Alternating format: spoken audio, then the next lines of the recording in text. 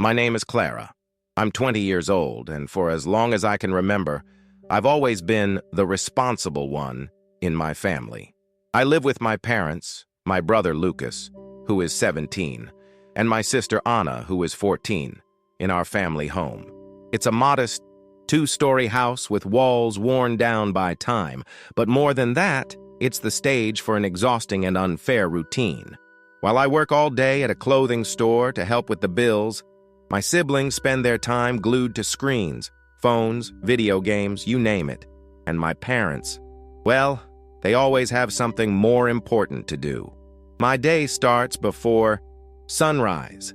I get up, make breakfast for everyone, and rush off to work. When I come back, usually late at night, exhausted and with aching feet, I find the house in complete chaos. Dirty dishes piled up in the sink, clothes scattered on the couch, and as always, my mom waiting for me in the kitchen with an endless list of chores. Clara, do the dishes. Oh, and don't forget to clean Lucas's room. He's busy studying. Studying? Lucas is playing video games, Mom. That's my life. While I run around trying to fix everything, Lucas and Anna live as if they're guests. And my parents? They're always ready to justify their behavior. You're the oldest, Clara. You have to set an example. That phrase echoes in my head, constantly. But lately, it's become unbearable. I feel invisible. No matter how much I do, it's never enough. When I try to speak up, I'm accused of being ungrateful. The weight of responsibility is crushing, and the sense of injustice grows inside me like a storm ready to break. That night, everything changed. After an especially long day at work, I came home and found the kitchen in absolute chaos. Piles of dirty dishes, crumbs all over the floor, and a foul smell of spoiled food hung in the air. My siblings were on the couch, laughing at something on their phones, and my mom, sitting in the living room, said to me without even looking up, "Clara, don't forget to clean the bathroom before you go to bed." At that moment, I felt something inside me snap. I knew something had to change. I didn't know exactly how, but I understood I couldn't keep living like this. That night, after hearing my mom give me yet another order as if I were a machine and not a person, I locked myself in my room. I slammed the door, something I rarely did, and sat on my bed, feeling tears well up in my eyes. They weren't tears of sadness. They were tears of frustration and anger. As I stared at the ceiling, I realized I was living a life that wasn't mine. I was trapped in a routine I hadn't chosen, carrying responsibilities that weren't mine to bear. Why was I the one who had to take care of everything? Why didn't anyone care about how I felt? I didn't sleep that night. I stayed awake, thinking about everything I had endured over the years. The endless work, the constant criticism from my parents, the indifference of my siblings. And as I thought about it, an idea began to take shape in my mind. I had to do something. I had to take back control of my life.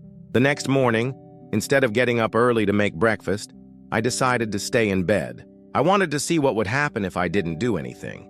Would anyone notice? Would anyone bother to step up? I heard my mom calling me from the kitchen. "Clara, where's breakfast? It's already late." I didn't respond. I stayed in bed, my heart pounding, but determined not to give in. After a few minutes, I heard Lucas complaining. "Why isn't Clara doing anything? She's always trying to play the victim." Those words stung, but they also gave me strength. I got up, but not to make breakfast. I got dressed, grabbed my things, and walked out of the house without saying a word. I wandered aimlessly for a while trying to calm down. Eventually, I found myself at the community library, a place where I had always felt at peace. I sat at one of the tables and started thinking about a plan. I knew I couldn't keep living in that house, but I also couldn't leave without being prepared. I needed a better job, a place to stay, and, most importantly, the courage to take the leap. That afternoon, when I returned home, everything was the same. Chaos, yelling, and mess. But something inside me had shifted. I had made a decision. I didn't know how long it would take, but I knew I was going to take back my life. And this time, I wasn't going to let anyone stop me. A few days passed after I made my decision to change my life. But inside the house, nothing changed. The mess grew worse. the dishes piled higher, and the atmosphere felt heavier with each passing day. It was as if the house itself reflected the emotional chaos I was carrying. One evening, after a long day at work, I came home to find the kitchen in the worst state I'd ever seen. Leftover food was scattered across the table, the sink was overflowing with dirty plates, and the smell of spoiled food lingered in the air. My mom was sitting on the couch watching TV while Lucas and Anna were glued to their phones. No one cared about the disaster, or if they did, they pretended not to notice. I headed to the bathroom hoping to find some space to breathe, but it was no better.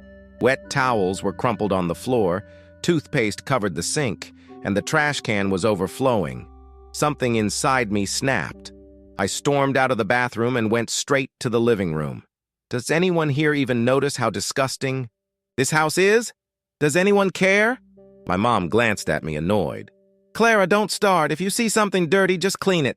Lucas didn't even bother to look up from his phone. Instead, he laughed sarcastically. You're always so dramatic. Why do you have to make a big deal out of everything? That was it, the final straw. Dramatic? I yelled, my voice trembling with rage. Is it dramatic to ask everyone to clean up after themselves? I'm sick of doing everything on my own while the rest of you don't lift a single finger. I'm not your maid. Anna stared at me, wide-eyed, while my mom tried to calm me down. Clara, you don't have to act like this. We're a family, and in a family, everyone has roles. You're the oldest, and you've always helped. That's the problem, Mom, I said, my voice breaking. I've always helped. I've always been the one to pick up the slack. But I can't do it anymore. If you all can't take care of this house, then you'll have to learn, because I'm done. Without waiting for a response, I turned and went to my room. My hands were shaking. My heart was racing, but for the first time I felt like I had made myself heard, even if no one wanted to admit it. That night, as I lay in bed, I started looking for options. I knew staying in that house wasn't an option if I wanted to regain my peace.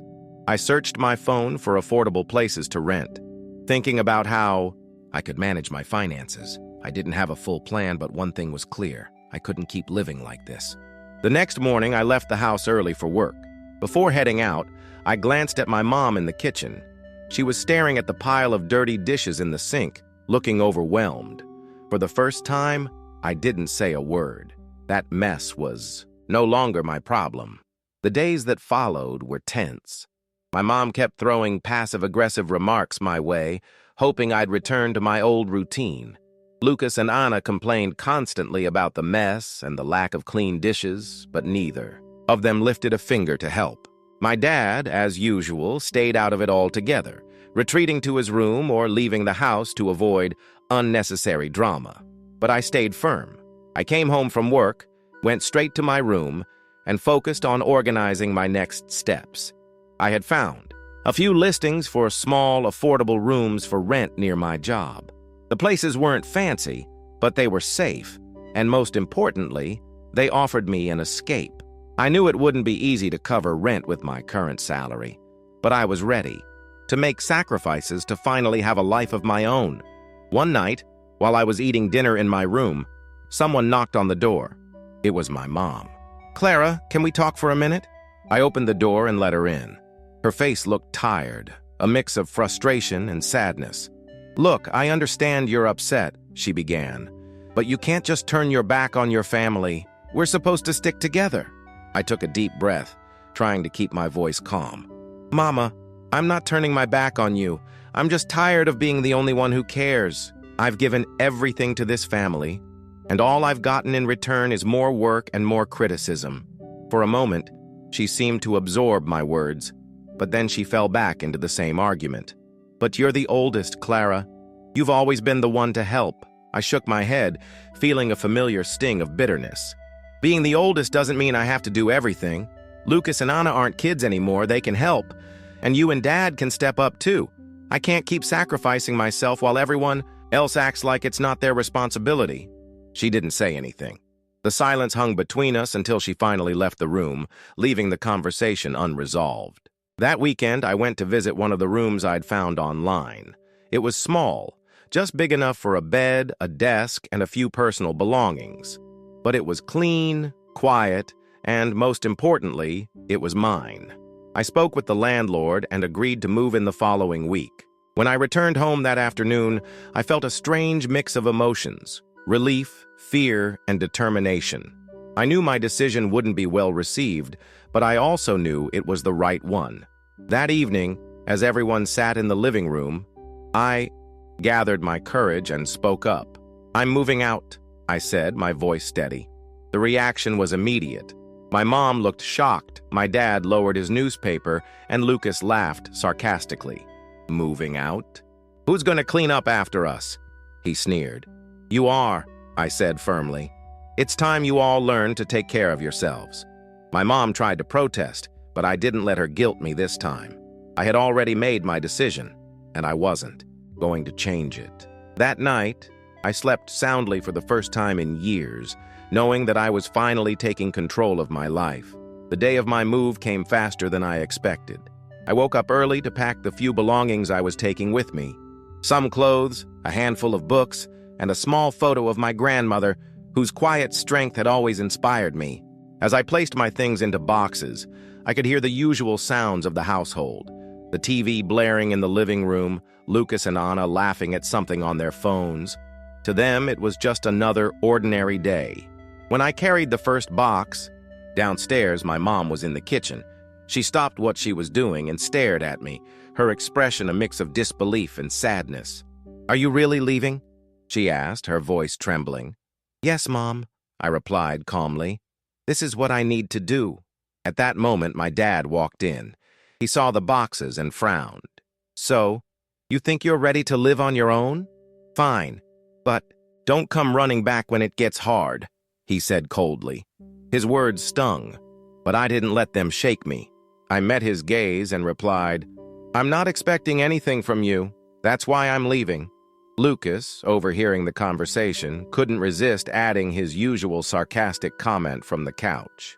"Good luck. You'll be back in a week, crying about how hard it is." I ignored him. I had no energy left for arguments or sarcasm. Instead, I went back to my room to grab another box, only to find Anna standing in the doorway. "Are you really going?" she asked softly, this time without her usual teenage defiance. "Yes, Anna," I said, my tone gentler now. "I love you all, but I need to do this for myself." She nodded slowly, as if processing my words, but didn't say anything more. When I loaded the last box into the car, my mom came running out. "Clara, don't go," she pleaded, her voice breaking. "The house won't be the same without you." I looked at her, feeling a pang of sadness but also a sense of resolve. "Mom, I've always been here for everyone, but I've never felt like anyone's been here for me. This isn't about leaving you, it's about finding myself. I hope someday you'll understand." She didn't respond. She just stood there watching as I got into the car. As I drove away, I saw her in the rearview mirror, standing in the driveway, arms crossed, her figure shrinking as I moved further away. That first night in my new room was strange. The space was small, with plain white walls and a second-hand desk, but it was mine.